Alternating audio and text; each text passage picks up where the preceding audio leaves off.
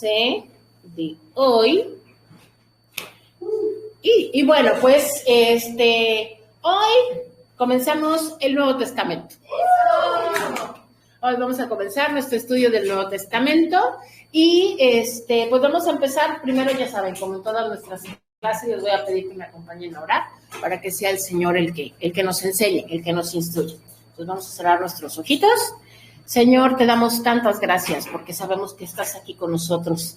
Gracias porque sabemos, Señor, que te complace que tus hijos quieran aprender de ti, que te complace que tus hijos quieran estudiar tu palabra, Señor, que más allá de meditar en ella, que es lo mejor que podemos hacer, queramos estudiarla y aprender de sus verdades, Señor. Te pedimos, Espíritu Santo, que seas tú el que nos instruya, que seas tú el que nos enseñes, que nos des sabiduría, que abras nuestro entendimiento y que podamos comprender, Señor, todas las verdades que contiene tu palabra. Nos ponemos en tus manos y te damos gracias en el nombre de nuestro Señor Jesús.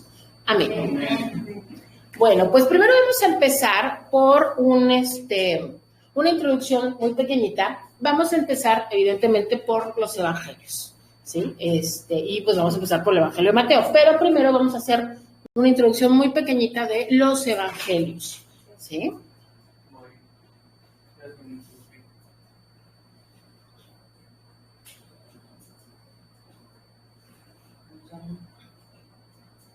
Ese es Mateo.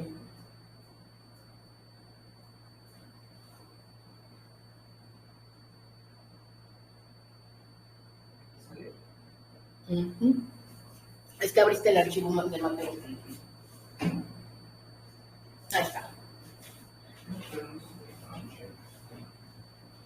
Listo.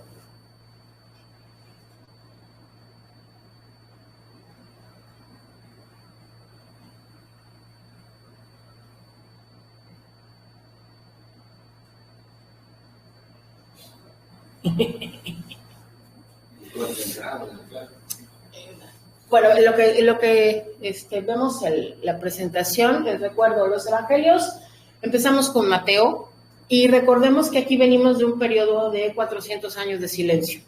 El Señor no le habló a su pueblo por medio de profetas, o sea, no habló directamente, dejó la ley, dejó los escritos de los profetas, pero ya no hubo palabra nueva, ya no hubo revelación de parte del Señor por 400 años.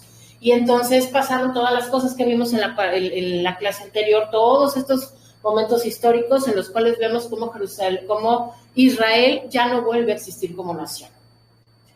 Ya no vuelve a existir como nación.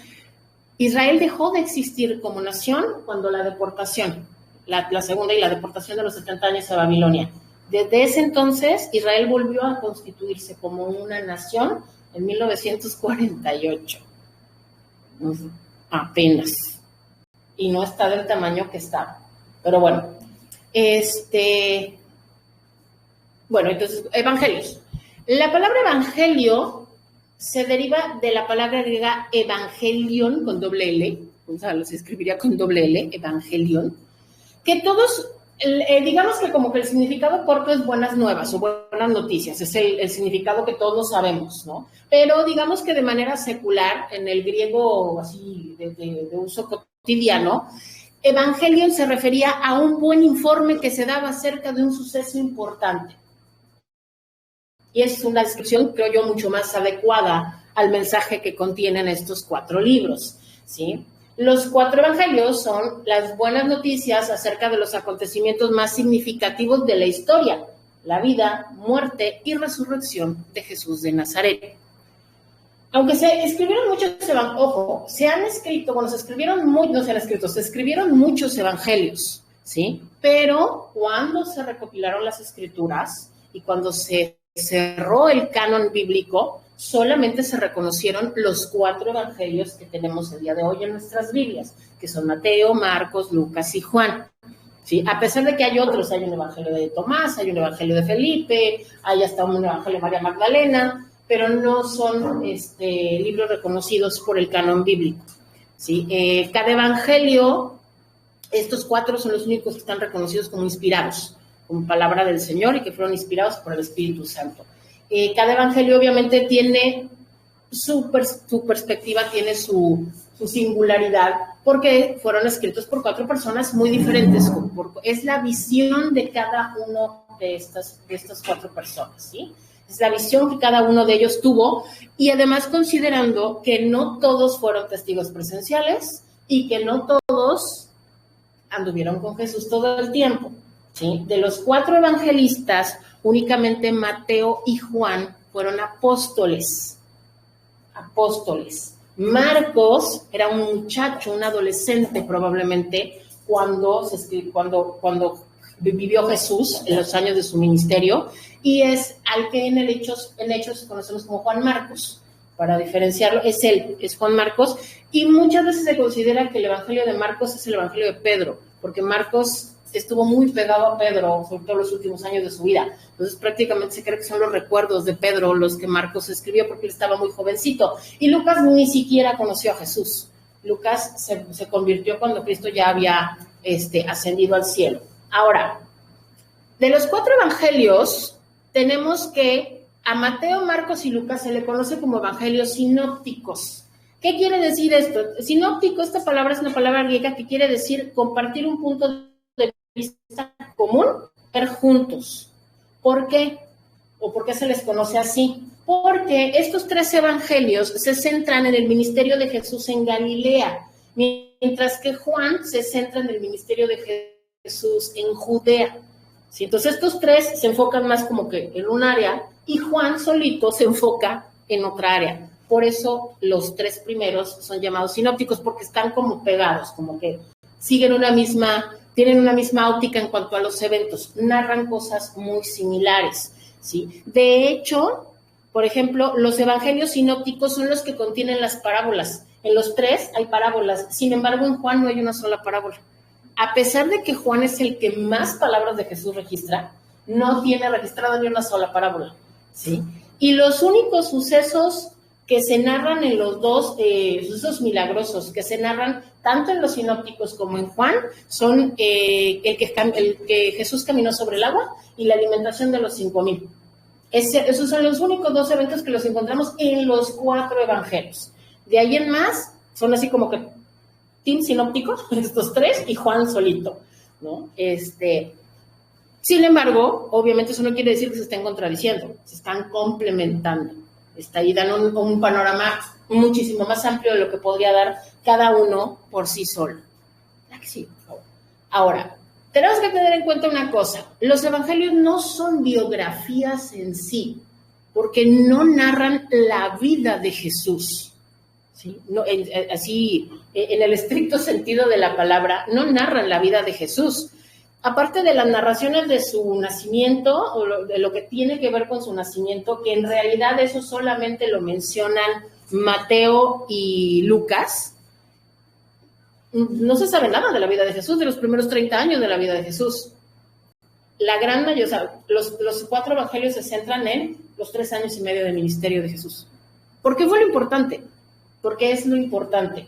Los primeros 30 de la vida de Jesús, pues, debe de haber sido la vida de una persona común y corriente, hijo de un carpintero que probablemente trabajaba con su papá en su carpintería. O sea, no sabemos, pero todavía no había iniciado su ministerio, si es que no había como que nada extraordinario, ¿no?, que comentar, por eso, pues no. Entonces, por eso, en ese sentido estricto, no son biografías, porque no se nos da una narración detallada de la vida de Jesús. A lo que se refiere y de lo que se nos habla es de su ministerio y específicamente de los acontecimientos de su muerte y su resurrección, porque resulta, y aquí se los pongo, que cada evangelio dedica una porción importante a la última semana de vida de Jesús y la resurrección. Entonces, por ejemplo, de 28 capítulos que tiene Mateo, 8 capítulos están dedicados a esta última semana. De los 16 de Marcos, 6 están dedicados a esta última semana. De los 23 de Lucas, 6 están dedicados a esta última semana. Y en Juan, de 21 capítulos, 10 están dedicados a la última semana de la vida de Jesús. O sea, casi la mitad del libro de Juan es desde que Jesús llega a Jerusalén en adelante. Sí, o sea, ¿por qué? Porque eso es lo más importante.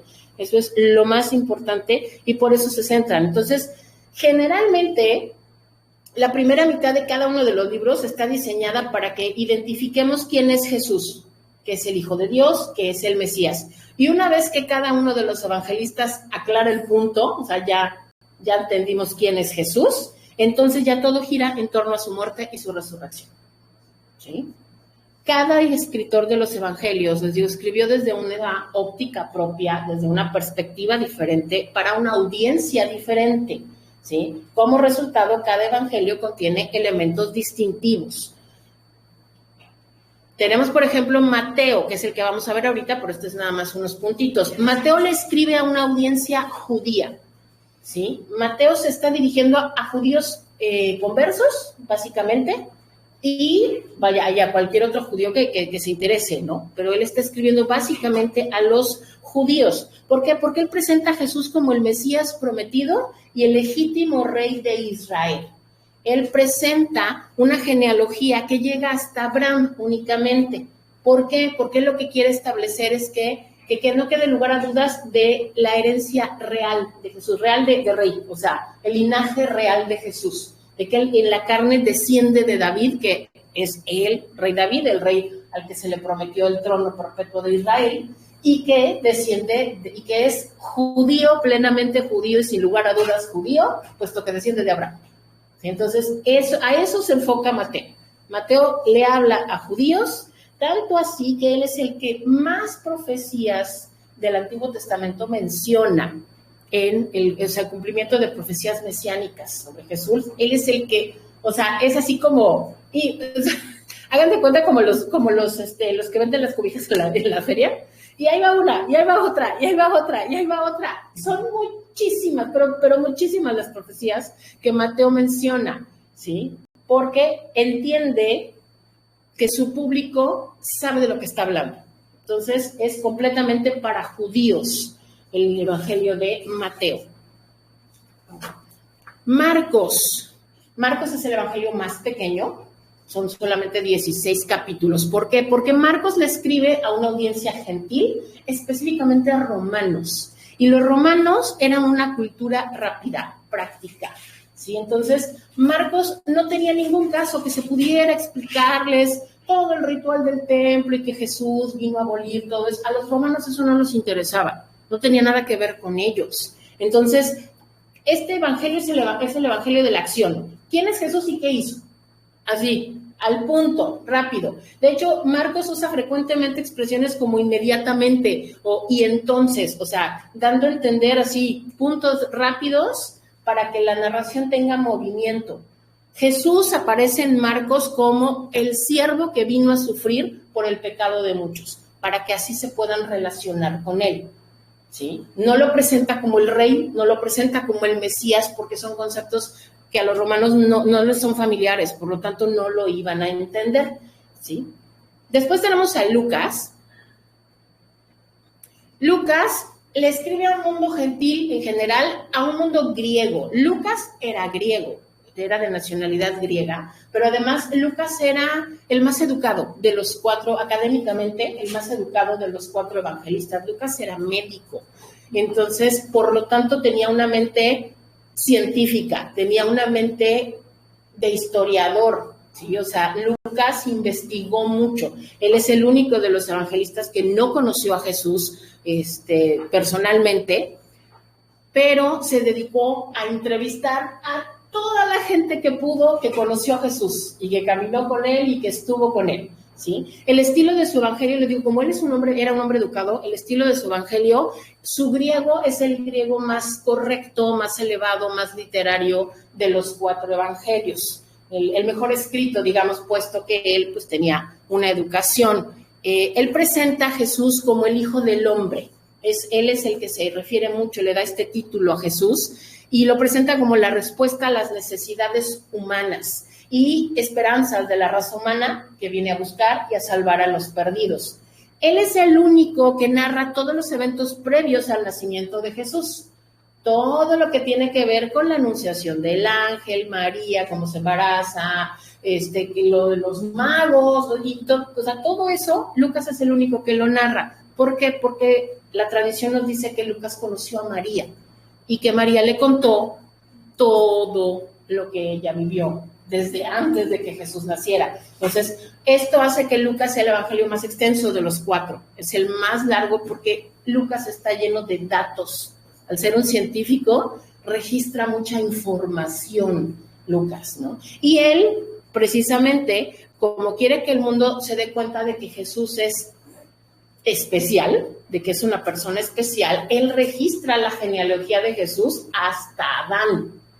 Él sí se va hasta Adán, para especificar, para presentarlo como el hijo del hombre, del primer hombre, ¿sí? Entonces, hasta allá se va Lucas. Y por último tenemos el Evangelio de Juan. El Evangelio de Juan es el último evangelio que se escribió. Él fue el que se escribió. Juan escribió el Evangelio. Parece ser que Juan escribió sus cartas, el Evangelio y el Apocalipsis. Parece ser que en ese orden escribió sus libros Juan. Él escribe para una audiencia universal. Él escribe para cualquier creyente en cualquier parte del mundo, ¿sí? Él por eso no se centra tanto en fiestas, no da tanta información judaica como Mateo, por ejemplo, ¿no? Porque él está hablando a todo el mundo, digamos, ¿no? A todo el mundo, y él presenta a Jesús como el Hijo de Dios. Él hace énfasis en que Jesús es Dios mismo, y por eso es para presentarlo a cualquier persona, porque a cualquier persona de cualquier religión y de cualquier cultura, lo que le va a interesar es eso, que Jesús es el Hijo de Dios. No le va a interesar si desciende de Adán, si desciende de Abraham, si desciende de David. Eso no les va a interesar. ¿Eh? No, o sea, Juan no entra en esos detalles porque él está hablando a todos los demás que no les importan esos detalles porque no conocen esa cultura. Entonces, que si desciende de Adán, que si desciende de Abraham, nosotros aquí en México, ¿qué nos importa que Jesús descienda de Abraham? Que descienda de Adán, honestamente, ¿a nosotros qué? Pero sí nos importa que Él es el Hijo de Dios, sí nos interesa que Él es Dios mismo, ¿sí? Y les decía yo que Él es el que registra la mayor cantidad de palabras dichas por Jesús, Él es el que registra así, o sea, porque además Juan registra todos los sermones, pero además Juan registra muchas conversaciones, como que Juan andaba de oreja por todos lados, y entonces él registra muchas conversaciones íntimas, la conversación con la mujer del pozo, la conversación con la mujer samaritana, la conversación con Marta y con María, o sea, conversaciones que ya dan una visión más íntima de Jesús, más cercana de Jesús, ¿no? Y como les decía yo, sin embargo, él no menciona ninguna parábola. Juan no menciona ninguna, las parábolas están en los sinópticos. En Juan, él no menciona ninguna de las parábolas. Y bueno, esta es así una vista muy general de los evangelios, que es lo que vamos a empezar. En nuestra Biblia tenemos una hojita que dice Nuevo Testamento, ¿no? Fra Malaquías, Nuevo Testamento, y empieza Mateo. Me acuerdo que una vez estudiando, es un detalle que a mí me llamó la atención, y decía, en realidad el Nuevo Testamento, en términos estrictos, el Nuevo Testamento, por ejemplo, en el caso de Mateo, que es el primer evangelio que está registrado, en realidad el Nuevo Testamento empezaría en el capítulo 27 de Mateo, cuando Jesús muere. Porque cuando Jesús muere y se rasga el velo del templo, se termina el antiguo pacto y empieza el nuevo pacto. Pero pues como no podemos partir los 4 evangelios a pedacitos, para términos prácticos decimos, bueno, desde aquí para adelante es el Nuevo Testamento. Y bueno, empezamos con Mateo. Mateo presenta a Jesús como el rey de Israel. Mateo le habla a una audiencia judía. Mateo se relaciona completamente con su pueblo. ¿Sí? Él quiere hablar netamente con su pueblo y quiere que conozcan quién es Jesús y quiere que sepan que Jesús es el Mesías que han estado esperando. ¿Sí? Ese es el objetivo principal del libro de Mateo. Entonces, Mateo, el nombre de Mateo quiere decir regalo del Señor. Tenía otro nombre, que era Leví. ¿Sí? Era el nombre, cuando era, la Biblia nos dice que Mateo era un cobrador de impuestos, un publicano. Cuando se refieren a Mateo en su etapa de pecador, se le menciona como Leví, pero cuando ya se menciona como discípulo, como apóstol del Señor, se le menciona como Mateo, ¿sí? En ningún otro lugar de las escrituras se asocia, fíjense, el único lugar en donde se asocia el nombre de Mateo como publicano es él mismo. Cuando él da la lista de los apóstoles, cuando él escribe en su evangelio la lista de los 12 apóstoles, se llama a sí mismo Mateo el publicano. O sea, Mateo reconoce su condición de pecador cuando el Señor lo encontró, ¿no? Y ninguno de los otros apóstoles lo llaman así. Ninguno de los otros evangelistas lo llaman así. Se refieren a él como Leví antes de que caminara con el Señor y después como Mateo. Pero nadie usa la palabra publicano para referirse a él, ninguno de los otros tres, solo él mismo, ¿sí? Mateo también se le conocía, les digo, como Leví, era hijo de Alfeo o Cleofas. Se usan los dos nombres, era un recaudador de impuestos en Capernaum, por lo que debe de haber sido un hombre educado, capaz de desenvolverse en arameo y en griego. Este evangelio está escrito casi todo en arameo, porque está dirigido a una audiencia judía. Tiene algunas porciones en griego, pero casi todo está escrito en arameo, ¿sí? Y obviamente es un hombre que debió de haber sido bilingüe, debe de haber hablado arameo y griego bien, o sea, arameo pues era su lengua materna, pero debe de haber hablado, desempeñado bien en griego, porque el griego era el idioma que se usaba en el imperio. Aun cuando los romanos hablaban en latín, realmente en el imperio se usaba más, en términos prácticos, se usaba el griego, era como el inglés de la época, el griego. Entonces probablemente él hablaba los dos idiomas, y al ser un recaudador de impuestos, pues vaya, sabía hacer cuentas, sabía llevar registros, o sea, evidentemente era un hombre educado. Y esto pues obviamente le sirvió, porque al ser llamado por Jesús, él estaba en un mostrador de aduanas, y Jesús lo llama, Mateo le ofrece un banquete, y lo sigue, pero además así. O sea, él no le dice, déjame hago mi maleta, déjame despido de mis papás, déjame vendo mi casa, renuncio a mi trabajo, nada. Jesús solamente se le acerca y le dice, sígueme. Y Mateo se levanta. Sí. Yo creo que Pedro, Juan, eclipsan a los otros 10 apóstoles, ¿no? De pronto los eclipsan. Se habla mucho de ellos como eran los más arrebatados, y eran los que hablaban primero, y eran los que así de repente como que eclipsan a los demás y se nos olvida que había 10 hombres más, ¿no? Entonces yo creo que una de las fes más grandes fue la de Mateo. O sea, que llegue Jesús a tu vida y te diga, sígueme, y tú digas sí, y en ese instante te levantes y lo sigas. ¡Wow!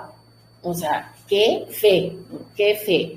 Pero bueno, según la tradición, Mateo vivió y enseñó en Palestina durante 15 años después de la crucifixión. Ojo, esto es tradición, son registros históricos, esto no está en la Biblia. Escribió su evangelio, no sabemos exactamente. Piensan que pudo ser entre el 50 y el 80 después de Cristo, pensando en que si se escribió efectivamente en el 50 sería el primer evangelio en haber sido escrito, ¿sí? Probablemente él fue el primero. Después de escribir su evangelio, comenzó a viajar como misionero, primero a Etiopía y luego a Macedonia, a Siria y a Persia.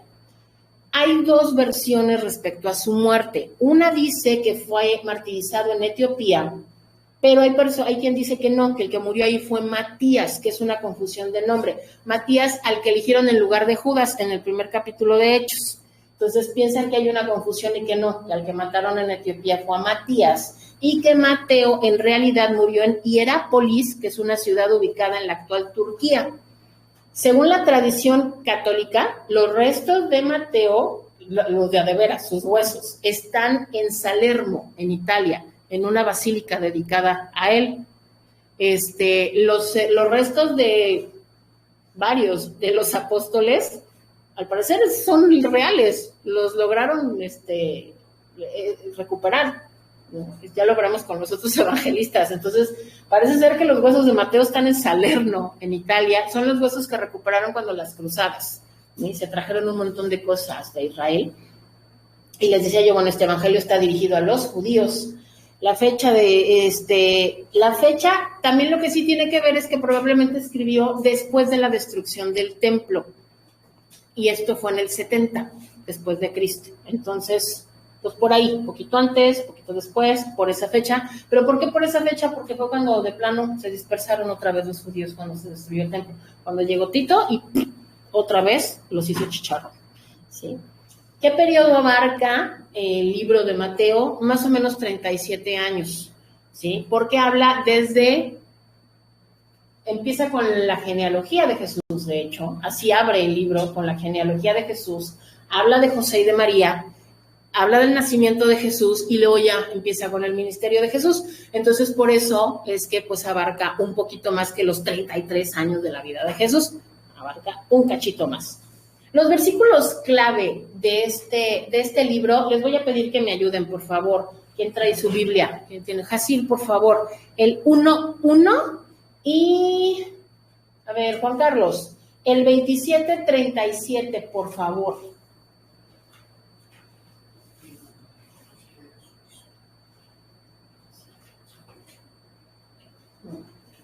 1:1, por favor.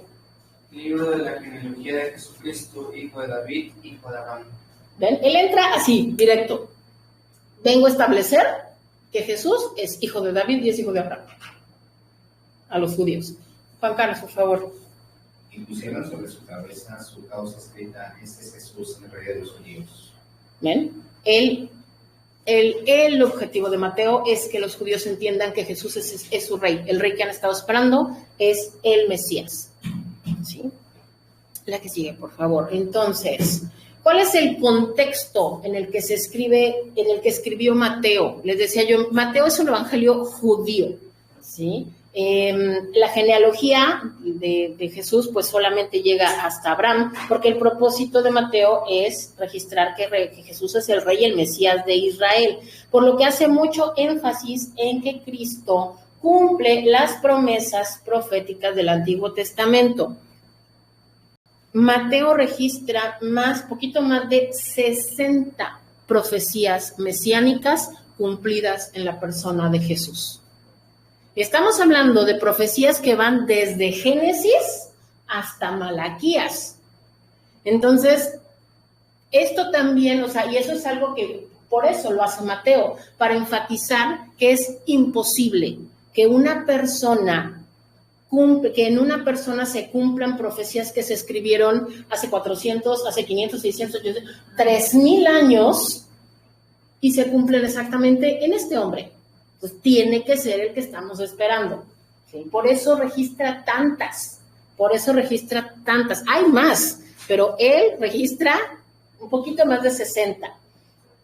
Ahora, les digo, él como le está hablando predominantemente a los judíos, hay ciertas cosas que pasan en el Evangelio de Mateo. Por ejemplo, él constantemente llama a Jesús hijo de David. Es la forma en la que Mateo se refiere a Jesús. Y de hecho lo llama así 10 veces en el libro. Lo menciona como el hijo de David. Para que la gente, les digo, siempre que les quede bien claro, ¿no? De quién está hablando. Además, también, por ejemplo, pasa una cosa curiosa. Mateo cita muchas costumbres judías, habla de muchas fiestas y cosas, y menciona, les digo, palabras en arameo, y no explica qué quiere decir. Algo que los otros evangelistas sí hacen. Cuando se llegan a referir a alguna costumbre judía o utilizan alguna palabra, explican a qué se refiere. Y Mateo no. ¿Por qué? Pues porque asume que todo el mundo lo entiende, ¿no? Entonces, pues no se toma el tiempo de explicarlo porque les estoy hablando a gente que sabe de qué estoy hablando, ¿no? Entonces, por eso lo hace. Y otro aspecto, por ejemplo, también interesante, es que resulta que él es el único, en ningún otro lugar de la Biblia se utiliza la frase reino de los cielos. Él no usa reino de Dios cuando se refiere cuando las palabras de Jesús, cuando Jesús hablaba del reino, nunca se refiere al reino como el reino de Dios, sino como el reino de los cielos. Él lo menciona 32 veces. ¿Por qué? Porque recordemos que para los judíos decir el nombre de Dios es sagrado y no se hace.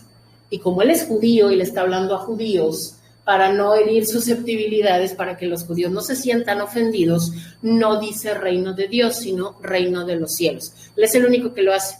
Los demás evangelistas dicen reino de Dios, establecen reino de Dios. Todos los temas principales del libro están arraigados en el Antiguo Testamento y colocados a la luz de las expectativas mesiánicas de Israel. todo gira en torno a lo que el Antiguo Testamento ya estableció, y llegan a de cuenta que Mateo está diciendo, aquí se cumple, aquí se cumple, aquí se cumple, aquí se cumple constantemente. Y además tiene la autoridad, puesto que él fue un testigo ocular. Ahora sí que a mí me consta, yo estuve ahí. Él solamente él y Juan pueden decir eso, así, con estos ojitos que se han de comer los gusanos, yo lo vi, ¿no? A mí me consta. Entonces él describe y da testimonio de las palabras y de las acciones de Jesús de Nazaret. Temas recurrentes, ojo, aquí ya no vamos a hablar, vamos a ver cómo vamos a tener la estructura es parecida a la que hemos estado viendo, pero, por ejemplo, no vamos a hablar de temas espirituales, porque aquí ya es Jesús hablando y todo es enseñanza espiritual, ¿sí? Entonces, aquí de lo que vamos a hablar, por ejemplo, temas recurrentes. Hay ciertos temas que Mateo menciona continuamente dentro de su libro. Número 1, ya lo mencioné muchísimas veces, por eso lo repito rapidísimo, Jesús es el Rey prometido. Y eso es, ya vimos, es el objetivo principal del libro de Mateo. Pero otro tema que menciona en varias ocasiones es el conflicto entre Jesús y los fariseos, el conflicto entre Cristo y el fariseísmo. Mateo es muy cuidadoso al mostrar el error de los fariseos, pero fíjense, muestra constantemente que los fariseos están mal, que los fariseos atacan a Jesús, que los fariseos provocan a Jesús. Sin embargo, no lo hace para beneficio personal, sino que lo hace para beneficio de la audiencia, o sea, para que los que están escuchando, los que están leyendo el libro entiendan que los fariseos están mal. Ahora, ¿por qué les digo que no para beneficio personal? Porque curiosamente Mateo no menciona la parábola del fariseo y el publicano.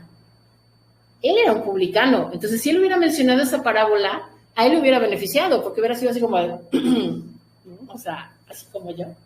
Y entonces no la menciona. Entonces creo que esto es otra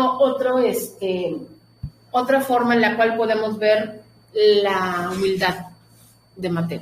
La humildad de Mateo y el que no se ensalza en ninguna forma, de ninguna manera, ni siquiera por haber caminado con el Señor, ¿no? También los saduceos, él menciona mucho, vuelvo a, como estás dirigiéndose a judíos, pues entonces habla de estos grupos que son familiares para los judíos. Entonces recordemos que había dos sectas principales, se les llamaban los fariseos, que eran los doctores de la ley, y los saduceos. Y los saduceos eran otro grupo también de maestros, pero ellos, hagan de cuenta que eso lo vimos en lo de la parte del intertestamentario, cuando se vendió el sacerdocio, cuando empezaron a vender el sacerdocio, ahí surgieron los saduceos, ¿sí? Es gente que no desciende de Leví, es gente que no desciende de la tribu de Leví, que no desciende de Aarón. Sin embargo, se metieron también en la profesión sacerdotal. Y entonces se metieron, pero además se metieron con un ánimo como de, ustedes están mal, ya se corrompieron, nosotros vamos a regresar a los orígenes. Sin embargo, los saduceos no creían muchas cosas que Jesús decía. Por ejemplo, lo más importante era que ellos no creían y no aceptaban que iba a haber que los muertos iban a resucitar, la resurrección de los muertos. Ellos decían que eso no era cierto, ¿no? Y de hecho, ellos son los que le quieren poner a Jesús un 4 cuando le dicen, hubo una mujer que tuvo un marido y se le muere el marido y entonces pues la casan con el hermano, según la ley. Pero entonces el hermano también se muere. El caso es que son 7 hermanos y todos se mueren. Entonces, cuando sea la resurrección, ¿de quién va a ser la esposa? ¿No? Y Jesús les dice, de nadie, porque cuando sea la resurrección ya no va a haber matrimonios.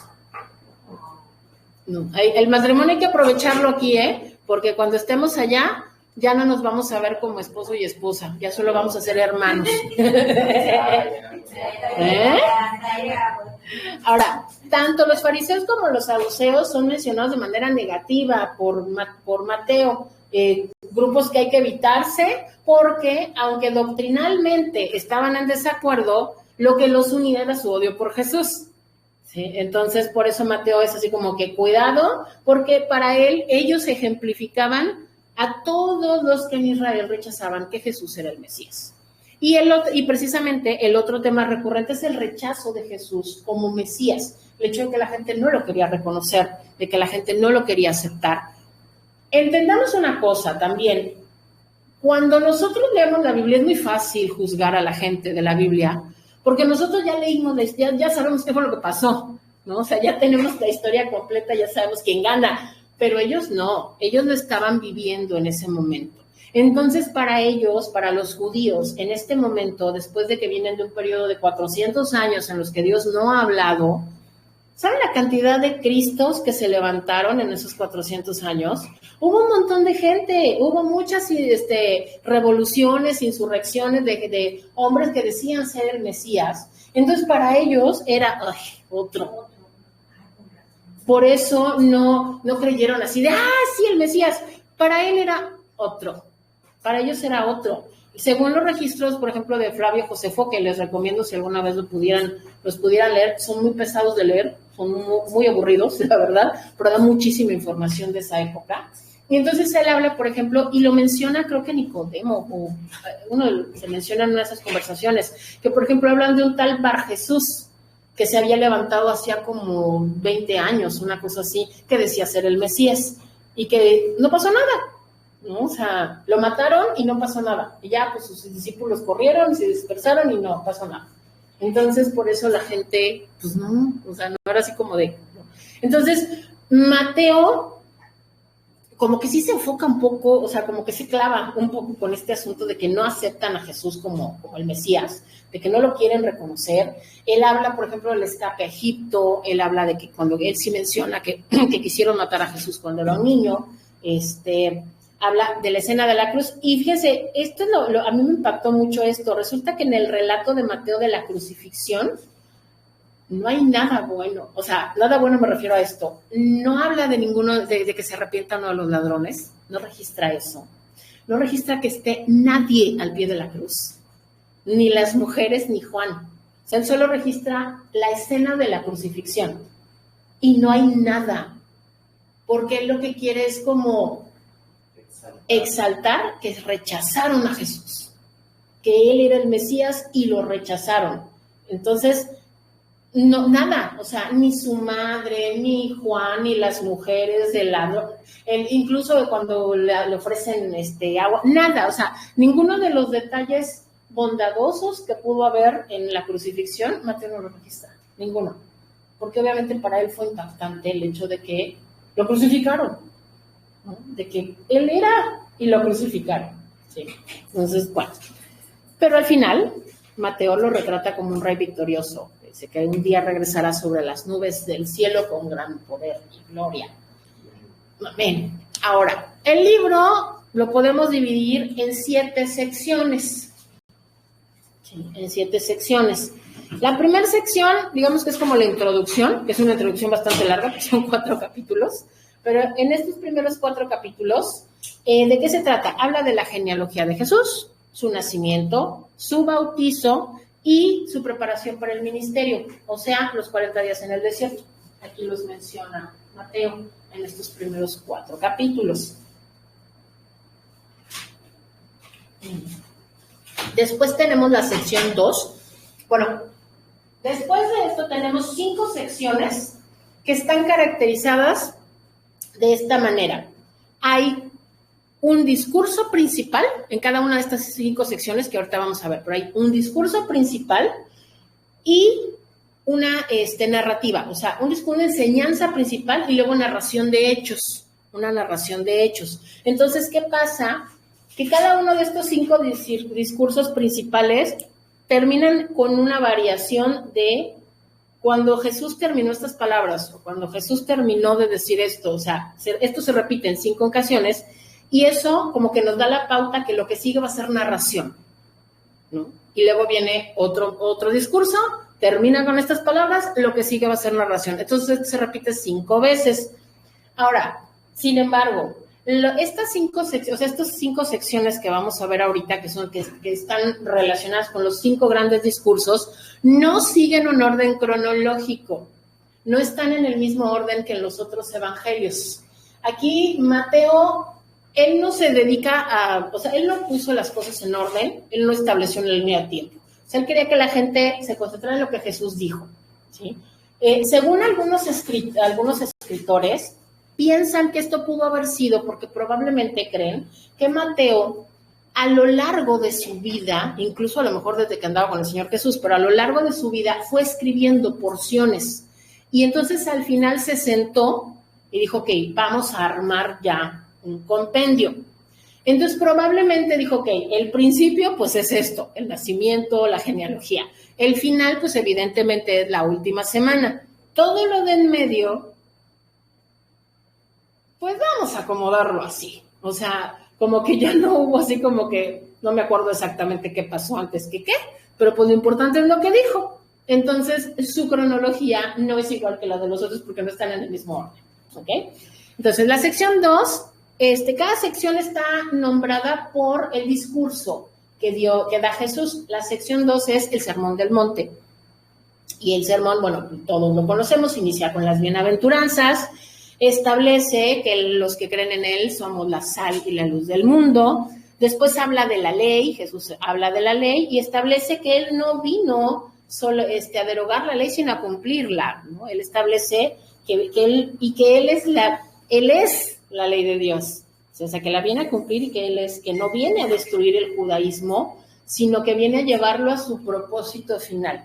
Que lo que no pudieron cumplir Moisés, Abraham, David, él lo va a cumplir a la perfección, ¿no? Entonces, y después nos da una exposición fulminante de la ley, porque aquí habla mucho de la ley precisamente, o sea, dice, no la vengo a derogar, vengo a cumplirla, pero entonces les digo que lo que yo vengo a traer, o sea, Jesús lo que hace es establecer, vengo de acá, o sea, todo esto apuntaba hacia mí, porque vamos para allá, vamos al futuro, y en el futuro, la ley ya no va a ser como la ley de Moisés, mi ley es más dura.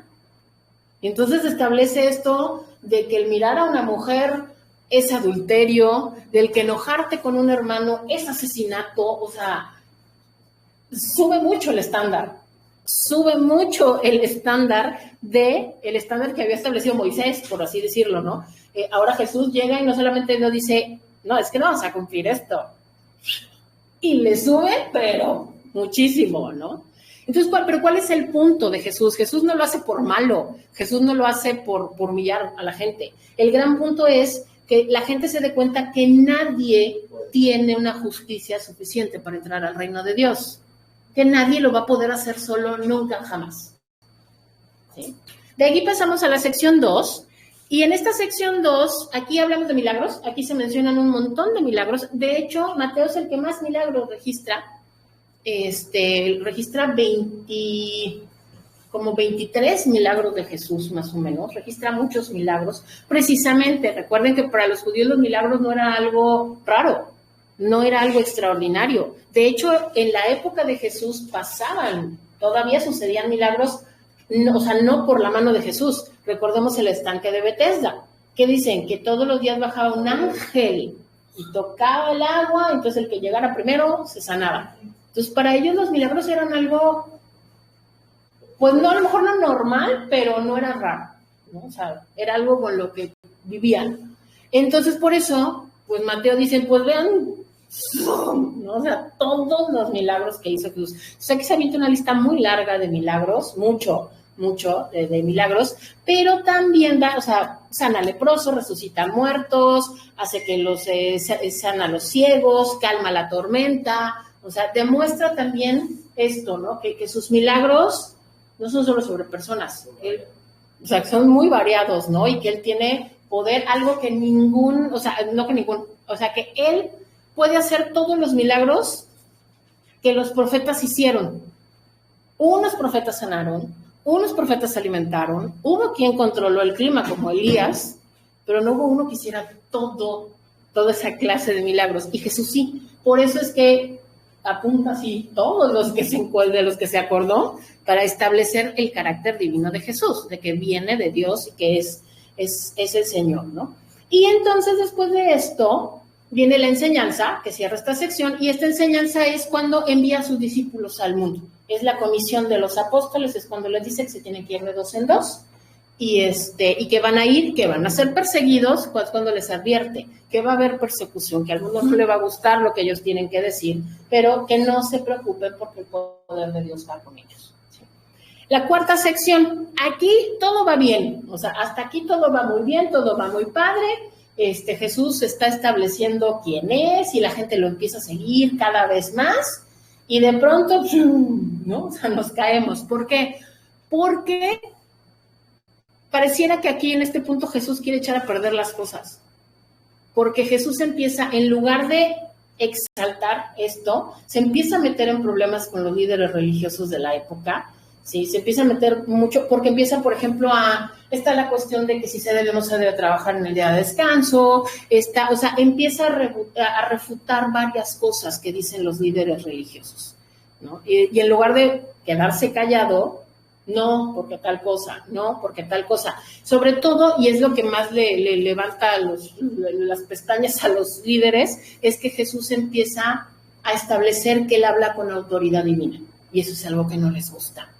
Obviamente eso es algo que no les gusta. Sobre todo porque aquí es donde establece Jesús, en esta sección, que él habla de parte de Dios. Porque le digo, Mateo continuamente dice que él es el hijo de David, y entonces resulta que Jesús cita el Salmo, es el Salmo 101, si mal no estoy, en donde dice, es David hablando, pero entonces dice, ¿quién soy para que mi Señor me visite? Y entonces dice, a ver, o sea, repite la palabra Señor, o sea, no puede estar hablando David de él mismo, tiene que estar hablando de alguien más, pues ese más soy yo. Sí. Pero entonces, ¿qué pasa? Que cuando los líderes le tiran ese salmo y él les contesta esto, ellos se quedan callados porque no les conviene contestar nada. Porque si contestan que está mintiendo, la gente se les va a ir encima.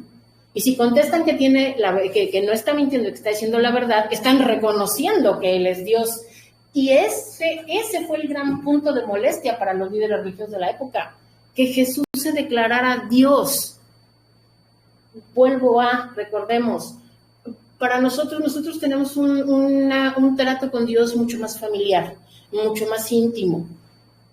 Para los judíos Dios es algo muy sagrado, o sea, muy sagrado. Entonces, que alguien venga y diga que es Dios, o sea, sí es para pararse de pestañas. O sea, a lo mejor decimos, ay, es que, ¿por qué no le creían y bola de gachos? No, es que hay que ponernos un poquito en sus zapatos. Para ellos, Dios de verdad era algo muy, muy, muy importante. ¿No? Recuerdo una frase que escuché una vez, esa la dijo un predicador que decía que una vez estuvo de misión en India y que una mujer le dijo, le empezó a hablar de Jesús, y que ella le dijo, ¿sabes qué? Es que a mí, dijo, tu Jesús me cae bien, los que no me caen bien son sus seguidores. Y dice, ¿por qué? Dice, porque le faltan mucho al respeto a tu Dios. Y le dice, ¿por qué? Dice, porque tu gente le pone el nombre de tu Dios a sus hijos. Somos la única religión que le pone a sus hijos el nombre de su Dios, Jesús. Y ahorita ya hay gente ya he conocido gente que se llama Cristo. En Brasil es un nombre común, Cristos. Ya vi por ahí en Facebook un email de un muchachito llamado Mesías. ¿Ven? Entonces, para que vean, ¿no? O sea, nosotros podemos pecar de irrespetuosos. Para los judíos era algo de veras súper importante. Entonces, que Jesús se declarara Dios fue lo que hizo que tronara el cacahuate y ya, o sea, ya no podemos con este hombre. O sea, ya no podemos con este hombre, tenemos que hacer algo, tenemos que matarlo. Porque no, o sea, ve lo que está diciendo. ¿Sí? Y eso empieza a pasar aquí, en este punto. Y entonces de aquí, al hablar de esto, entonces le digo, Jesús como que empieza a meterse problemas con todos, se mete problemas con los líderes, pero además a sus seguidores les empieza a decir que el ministerio y que seguirlo implica sufrimiento, implica oposición, y entonces es cuando la gente se le va, porque es así como de, ay no, esto va a estar muy gacho, o sea, esto va a estar muy sufrido, ¿no? Entonces es cuando la gente se le va y dice, no, o sea, no.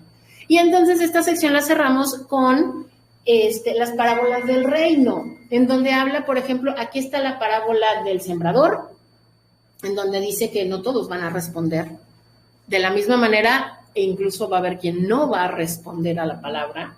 También tenemos la parábola del trigo y la cizaña, donde dice que no va a acabar con sus enemigos de manera inmediata, que va a dejar que crezcan dentro de la iglesia y a su momento los va a separar, ¿no? Pero que no va a acabar con ellos de manera inmediata. También, por ejemplo, dice que en lugar de que su reino se inaugure con una gran batalla o con una toma del poder mundial, Jesús dice que su reino comienza con una semilla de mostaza. O sea, son varias parábolas en las que habla del reino.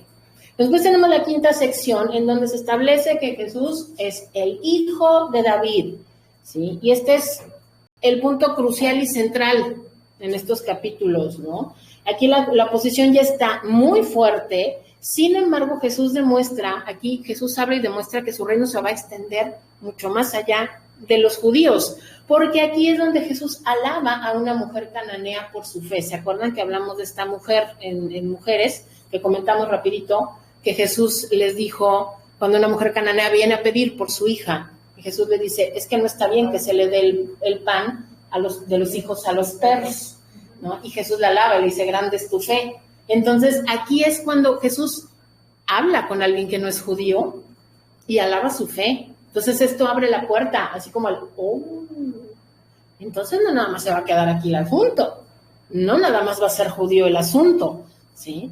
Así como que, ok. Y aquí se da la alimentación de los 4,000. Recordemos que Jesús, fueron 2 alimentaciones sobrenaturales, ¿no? La famosa de los 5,000, pero también hubo una de 4,000, que se da también en este punto, y también en este punto se da uno de las declaraciones culminantes del Evangelio, y es cuando Jesús les pregunta a sus discípulos, ¿quién dice la gente que soy? Pues que dicen que eres Elías, dicen que eres un profeta, ¿y ustedes quién creen que soy? Y Pedro dice, tú eres el Cristo, el Hijo del Dios viviente.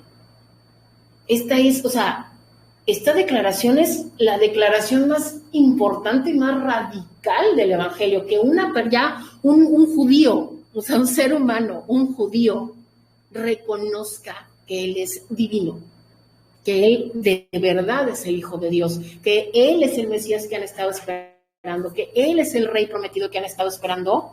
Este es un punto de quiebre, es un punto súper importante, súper importante. Y también aquí está la transfiguración, que confirma lo que Pedro dijo, ¿sí? Que confirma lo que Pedro dijo, y está el evento de la transfiguración, que es de llamar la atención. Los testigos oculares de la transfiguración fueron Pedro, Juan y Andrés. No, Jacobo. Pedro, Juan y Jacobo. Sin embargo, Mateo la registra. Evidentemente, pues los otros apóstoles llegaron y ¿qué creen que pasó? Y contaron lo que habían visto, ¿no? Porque Mateo no estaba presente, pero aquí se da la transfiguración. Y la enseñanza que cierra esta sección es cuando Jesús dice en un discurso que los creyentes tienen que ser como niños, que tenemos que acercarnos a Dios como niños, que la fe tiene que ser la fe de un niño, que tenemos que ser inocentes como un niño.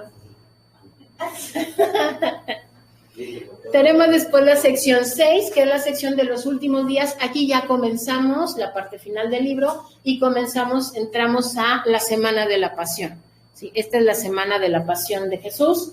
Aquí empieza muchísima actividad. Aquí es donde está la entrada triunfal a Jerusalén, cuando la gente le grita que Él es el Hijo de David, Hosana, el Rey que han estado esperando. Y entonces, pues, ¿qué pasa? Que aquí los líderes religiosos ya empiezan a conspirar en contra de Jesús, a matarlo, porque están viendo que pues, su popularidad está subiendo mucho y que además la gente ya lo está empezando a reconocer como lo que Él dice.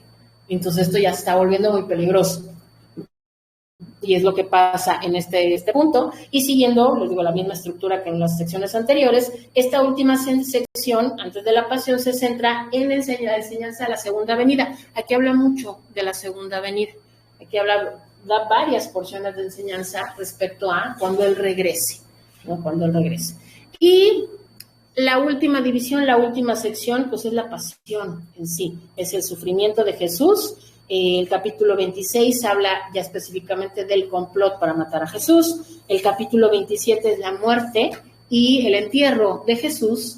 Y el capítulo 28 es la resurrección de Jesús.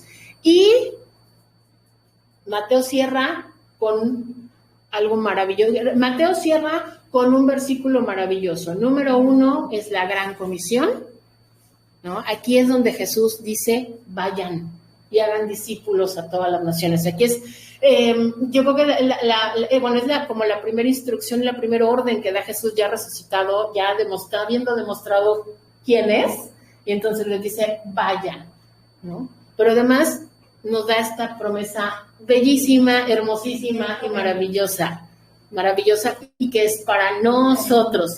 Yo estaré con ustedes hasta el fin del mundo. Y de esto se trata el libro de Mateo.